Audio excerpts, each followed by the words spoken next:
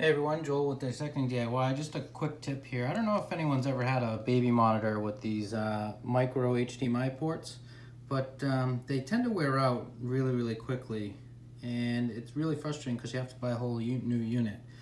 So what I did is I picked up one of these magnetic connectors, and you just see if I can do this one-handed.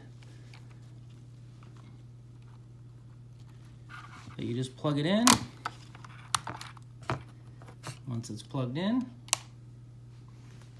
it'll power on.